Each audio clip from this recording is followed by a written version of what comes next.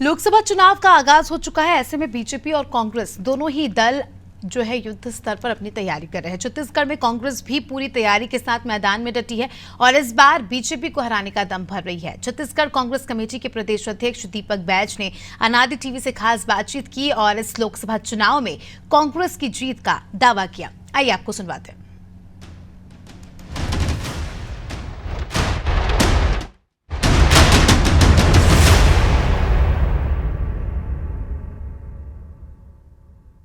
राजनीतिक गलियारों में आरोप और प्रत्यारोप के दौर लगे रहते हैं। इन आरोपों और इन बयानों में कितनी सच्चाई है, जब तक किसी पार्टी विशेष से आप बात नहीं कर लेते हैं तब तक वो बातें साफ नहीं हो पाती है।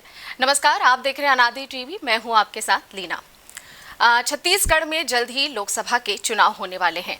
19 अप्रैल को छत्तीसगढ़ में 3 चरणों में चुनाव होने हैं। 19 तारीख को फर्स्ट फेज का चुनाव होगा, जो कि बस्तर लोकसभा सीट से चुनावी आगाज होने जा रहा है। अब आज हम बात करेंगे चुनाव को लेकर राजनीतिक पार्टियों की किस तरह की तैयारियां हैं उस पर। और आज हम जिनसे बात करने वाले हैं उनके बारे में आपको खास बात बता दूं। युवा नेता के तौर पर आपने अपने राजनीतिक करियर की शुरुआत की है, साथ ही मोदी लहर में आपने अपनी जो जीत दर्ज की है और युवा सांसद के रूप में आप जाने जाते हैं। साथ ही कांग्रेस कमेटी के अध्यक्ष है। बहुत स्वागत है आपका दीपक बैज। जी, बहुत बहुत धन्यवाद। चलिए, चर्चा की शुरुआत में सबसे पहले सवाल दीपक जी मेरा आपसे कि जल्द ही लोकसभा के चुनाव होने वाले हैं। छत्तीसगढ़ में 11 लोकसभा की सीटें हैं। अब कांग्रेस की किस तरह की तैयारियां चल रही है और कितनी सीटों को साधने का ये जो है लक्ष्य रखा गया है? देखिए, अभी तो छत्तीसगढ़ में 3 चरण का चुनाव होने हैं। पहला बस्तर सिंगल सीट 19 को, फिर 26 को और 7 मई को। 19 अप्रैल वाले में फर्स्ट फेज बस्तर में नामांकन हो गया है और कैंपेन भी चालू हो गया है।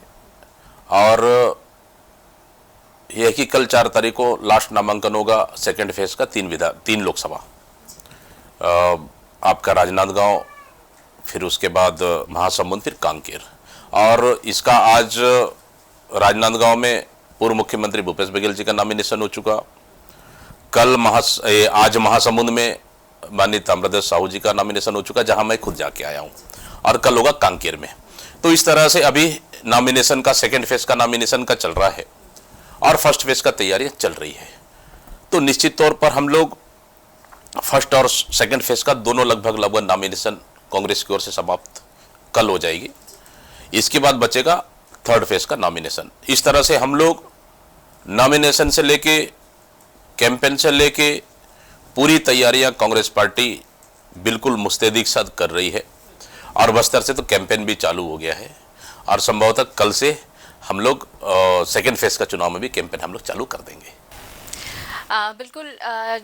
स्टार प्रचारकों की लिस्ट भी आ चुकी है। लगभग 40 लोगों के नाम आपके साथ शामिल हैं। केंद्रीय नेतृत्व की अगर बात करें तो प्रियंका गांधी, राहुल गांधी जैसे नाम शामिल हैं। तो किस तरह से स्टार प्रचारक जो हैं छत्तीसगढ़ के मुद्दों को छत्तीसगढ़ की जनता के सामने रखेंगे? देखिए, हमारे पास हम लोग 2 से 3 मुद्दों को लेकर हम जनता के बीच में जाएंगे। स्टार कैंपेनर्स आएंगे, फर्स्ट फेज बस्तर भी आएंगे, सेकेंड फेज में तीनों लोकसभा सीटों में आएंगे। फर्स्ट ये कि 10 साल की मोदी सरकार की, केंद्र की मोदी सरकार की नाकामियों को लेकर हम जनता तक जाएंगे। वो नाकामियां कौन सा कि ये सरकार महंगाई के नाम से सरकार सत्ता में आई, महंगाई कम हुआ नहीं, पेट्रोल डीजल के भाव आसमान पर, बेरोजगारी कम हुआ नहीं, काले धन वापस आए नहीं, पेट्रोल 35 रुपये हुआ नहीं, ना गैस सिलेंडर का रेट कम हुआ है। तो इस तरह से ना डॉलर के मुकाबले रुपया मजबूत हुआ है, बल्कि रुपया और कमजोर होते गया है। तो इन मुद्दों को लेकर जो सरकार में केंद्र सरकार आई 10 साल में, कहीं पे भी बिल्कुल इन मुद्दों पे मोदी सरकार ने टच नहीं किया, बल्कि महंगाई चरम पे रहा। इन मुद्दों को लेकर हम जनता के बीच में जाएंगे, नंबर 1। नंबर 2, वर्तमान राज्य सरकार की 3 महीने की नाकामियों को लेकर हम जनता के बीच में जाएंगे।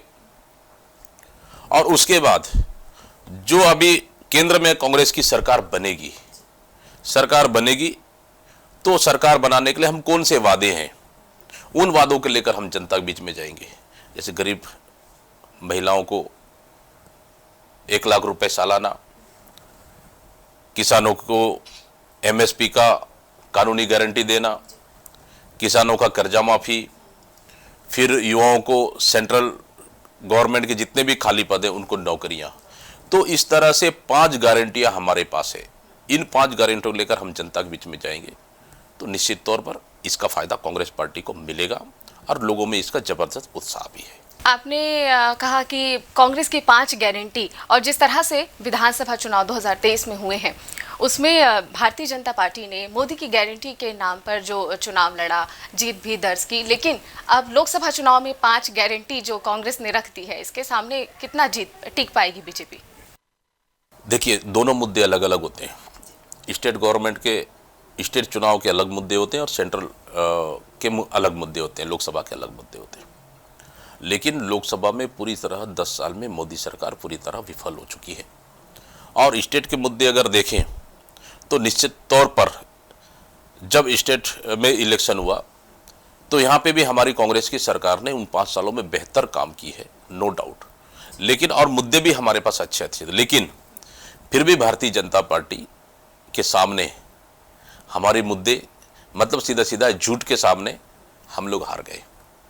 झूठ के सामने सच्चाई हार गई, झूठ जीतने में सफल रही। लेकिन आज 3 महीने में हालात अगर छत्तीसगढ़ के आप देखेंगे, 3 महीने में इस सरकार बनते साथ ही छत्तीसगढ़ को 13,000 करोड़ रुपए का कर्जा लेके छत्तीसगढ़ को इन्होंने कर्ज में डुबा दिया। कल से शराब का रेट 150 रुपये इन्होंने बढ़ा दिए और रजिस्ट्री फीस इन्होंने 30% जो हमारी कांग्रेस की सरकार में छूट थी उसको इन्होंने काट दी, इसको भी बंद कर दिए। मतलब सीधा सीधा ये है कि जनता की जेब में डाका डालने का काम भारतीय जनता पार्टी की सरकार कर रही है। और शायद सरकार अगर देखे तो इस 3 महीने में जनता के मुद्दों को टच करने में बुरी तरह से असहाय हो चुकी है। और महतारी वंदन के नाम से पहले तो बोलेंगे सबको देंगे और उसके बाद फिर एपीएल, बीपीएल, फिर उसके बाद आप फिर टैक्स पटाने वाले, फिर कर्मचारी, सबको आपने छटनी शुरू कर दी। आखिर छत्तीसगढ़ की कितनी माता बहनों को लाभ मिल रहा है? अब आपको देना चाहिए, दिसंबर से देना चाहिए, 3 महीने का आपने दिया नहीं। तो इस तरह मुद्दे हैं जहां एक्चुअली लाभ जिनको मिलना चाहिए बिल्कुल नहीं मिल पा रहा है। इन मुद्दों को लेकर हम जाएंगे। बोनस आपने कहा 17-18 का देंगे, आप दे रहे हो 12, 13, 14 का। जहां सूखा पड़ा रहा वहां किसान भी कम है उस समय में। जहां सरकार को ज्यादा फायदा है वहां आप बोनस दे रहे हो, जहां किसानों को फायदा नहीं है वहां दे रहे हो। तो इस तरह के मुद्दों को लेकर हम जनता के बीच में जाएंगे तो निश्चित तौर पर इसका फायदा कांग्रेस को मिलेगा। बिल्कुल, जैसा कि आपने कहा कि बीजेपी ठग की पार्टी है। जब छत्तीसगढ़ में कांग्रेस की सरकार थी तब भी भारतीय जनता पार्टी कांग्रेस को कहती थी कि कांग्रेस ठग है। देखिए, अब उनको राजनीति करना है तो मुद्दे उनके पास कुछ थे भी नहीं। हम लोगों ने वादा किए थे हम किसानों को 2500 रुपये देंगे। सरकार बनते के साथ 2 घंटे के अंदर हमारी सरकार ने 2500 रुपये देने की अधिकृत घोषणाएं की और दी। 2 घंटे के अंदर हमारी सरकार ने कर्जा माफी की घोषणाएं की, कर्जा माफी किए। 6 दिन सरकार बनने के 6 दिन के अंदर जहां बस्तर जैसे लोहंडीगुड़ा जहां इलाका था चित्रकूट विधानसभा की, जहां मैं विधायक चुन के आया था दूसरी बार 2018 में, वहां की टाटा की जमीन को वापस करेंगे किसानों को। 6 दिन के अंदर घोषणाएं की और किसानों की टाटा की जमीन वापस किए। ये होता है कथनी और करनी में। उसके अलावा जो चीज हमारी सरकार ने जो चीज नहीं कहा, हमने वादा करके नहीं आए, उससे ज्यादा हमारी सरकार ने दी जनता को।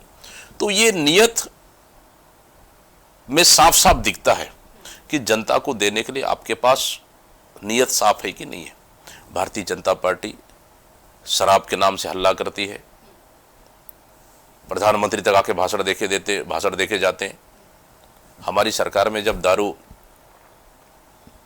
लगभग 100 दुकानें बंद किए थे और आज भारतीय जनता पार्टी की सरकार बनने के बाद सिर्फ शराब के नाम से चुनाव में भाषण देते गए और आज कल से 150 रुपये शराब पे आप बढ़ा दिए। नंबर 1। नंबर 2, लगातार आप दुकानें खोलते जा रहे हैं। क्यों? क्योंकि आपके पास आय जनरेट करने के लिए आपके पास पैसा नहीं है। सरकार चलाने के लिए पैसा नहीं है, इसलिए आप सिर्फ गरीबों के हक पे आप डाका डाल रहे हो। रजिस्ट्री जो 30% कम था, जो मध्यम और गरीब परिवार को लाभ हो रहा था, आप उसको ख़त्म कर दिए, सीधा उनके ऊपर आर्थिक बोझ पड़ेगा।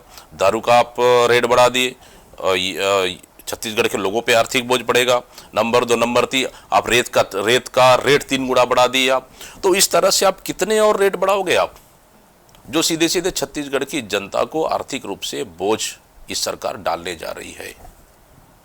इसलिए बोल रहा हूँ, केंद्र सरकार का वही है, राज्य सरकार का वही है, डबल इंजन सरकार छत्तीसगढ़ में पूरी तरह से फेल हो चुकी है। तो 3 महीने में छत्तीसगढ़ में पूरी तरह से एंटी इनकम्बेंसी दिख रही, यही नहीं, देखिए कानून व्यवस्था पूरी तरह से चरमरा गई है। लगातार हत्या, लूट, डकैती, बलात्कारें, नक्सली वारदातें, मतलब लोग बिल्कुल भी सुरक्षित नहीं है, महिलाएं सुरक्षित नहीं है, बच्चों का अपहरण बिल्कुल सुरक्षित नहीं। मतलब छत्तीसगढ़ को इस 3 महीने में आपने, भारतीय जनता पार्टी की सरकार ने अपराध का गढ़ बना दिया है। मतलब कानून व्यवस्था पूरी तरह से इनके नियंत्रण में नहीं है। ये है भारतीय जनता पार्टी की सरकार। जो दर्शक हमारे इस समय हमारा जो शो देख रहे हैं, उनको आप क्या मैसेज देना चाहेंगे? एक तो बहुत बहुत धन्यवाद अनादि टीवी को, निश्चित रूप से हमारा मैसेज जनता तक पहुंचाए। ये लोकतंत्र का महापर्व है और इस पर्व में सभी लोग हिस्सा लें, अपना मताधिकार का उपयोग करें। और निश्चित रूप से देखिए, सवाल देश का है और देश सुरक्षित रहे, देश मजबूत हाथों में रहे, ये हमारे लिए ज़रूरी है, ना कि जुमलेबाजी करके आप देश को चलाएं। तो निश्चित रूप से बहुत बहुत धन्यवाद अनादि टीवी और आप पूरे लोग को कि आज आप लोग के बीच में हम लोग को उपस्थित होने का अवसर मिला। निश्चित रूप से बहुत बहुत धन्यवाद और बधाई। बहुत बहुत शुक्रिया सर आपका। तो ये थे दीपक बैज, जिन्होंने कितना बढ़िया संदेश दिया कि लोकतंत्र के महापर्व में हम अपनी भागीदारी हमको निभानी चाहिए। देश में देश का जो प्रतिनिधि है वो हमारे हाथों में है, तो क्यों ना इस लोकतंत्र के महापर्व में अपनी भागीदारी पूरी तरह से निभाए। तो अनादि टीवी की खास पेशकश में आज फिलहाल इतना ही। मुझे दीजिए टीम के साथ इजाज़त। नमस्कार।